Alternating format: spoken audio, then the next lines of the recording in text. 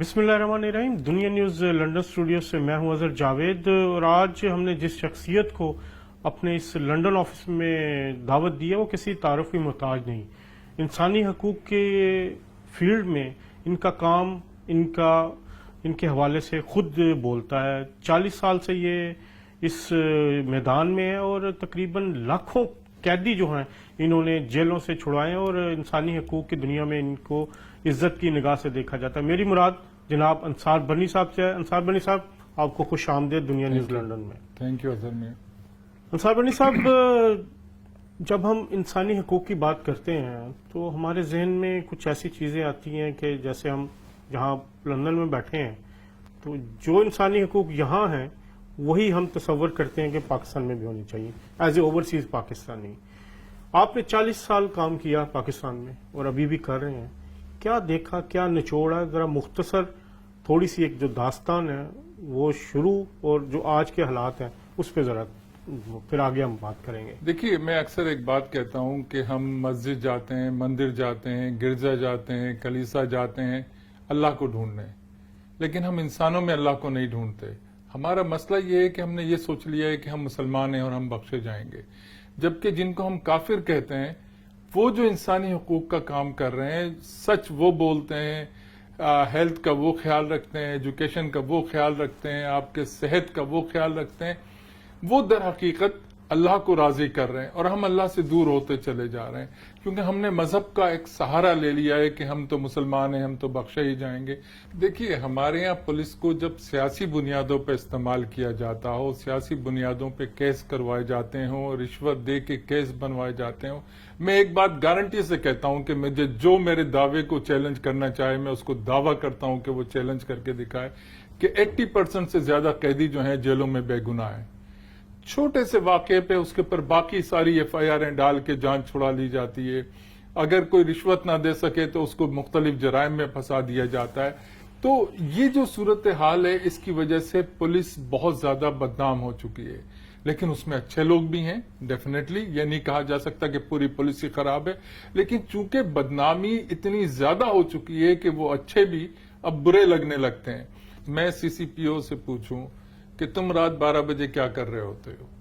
अगर औरत नहीं निकल सकती तो कानून तो सबके लिए बराबर है ना, तो आप क्यों रात को निकलते हैं? मर्द को और औरत को एक अंदाज में सोचना होगा। ये ठीक है कि औरत को हमने इतना बना के रख दिया है कि किसी मर्द से बात नहीं कर सकते, मर्द बात करे तो ठीक है। औरत की अगर इस्मत लुट गई है तो मर्द पे इल्जाम नहीं आ रहा, लेकिन औरत पूरी जिंदगी के लिए उसका मुंह काला करके ये लोग रख देते हैं। केस का मरकजी मुलजिम, वो कहते हैं पहले भी गया जेल में फिर छूट गया। तो जेल जो है वो एक मरकजी निगाह होनी चाहिए हुकूमत की रिफॉर्म्स के लिए। देखिए, सबसे पहले तो उसका जहनी तवाजुन पहले चेक कराया जाए उन मुल्जमान का जो ये ऐसी हरकतें कर रहे हैं, फिर उनके पीछे वो अवामिल देखे जाएं कि इनके पीछे कौन है। एक शख्स एक माँ को और बेटी को रेप करता है और वो इतनी जल्दी रहा हो जाता है, तो इसमें हमारी तो अदालती निजाम का भी इसमें पुलिस के सिस्टम की खराबी है। इसमें आप अदालत के सामने तो जो लाएंगे अदालत उस पर फैसला देगी ना।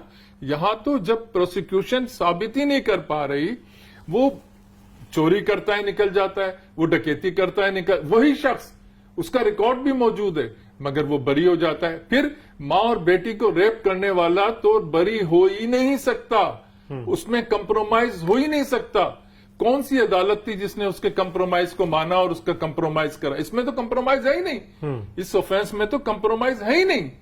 फिर कैसे वो बरी हो गया? इसके पीछे कोई ना कोई है, कुछ लोग हैं। आपको याद होगा इकबाल वाला वाकया, जो 100 बच्चों को जिसने तेजाब में डाल के पूरा खत्म कर दिया था। आपको याद होगा कि मैं वहां पहुंचा था और इकबाल ने मुझे आवाज देके कहा था कि बर्नी साहब मेरी भी सुन लें।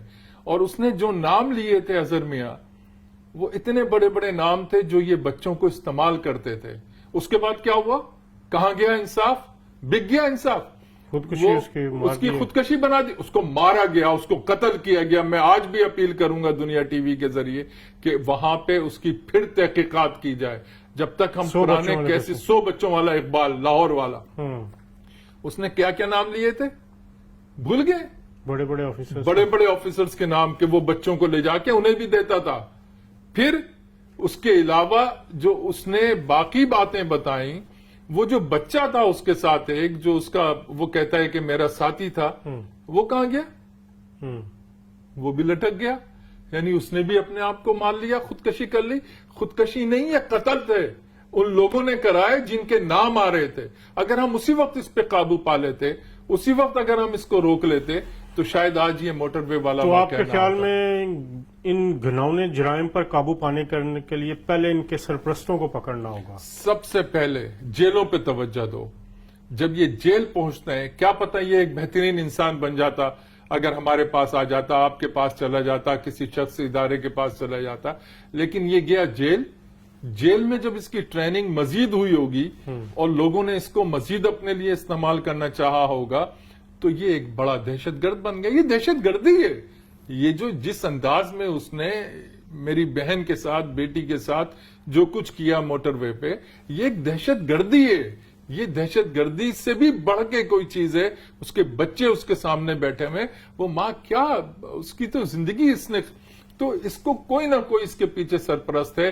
ماں بیٹی کو ریپ کرتا ہے، چھوٹ جاتا ہے، ڈکیتی ڈالتا ہے، چھوٹ جاتا ہے، لڑتا ہے، چھوٹ جاتا ہے.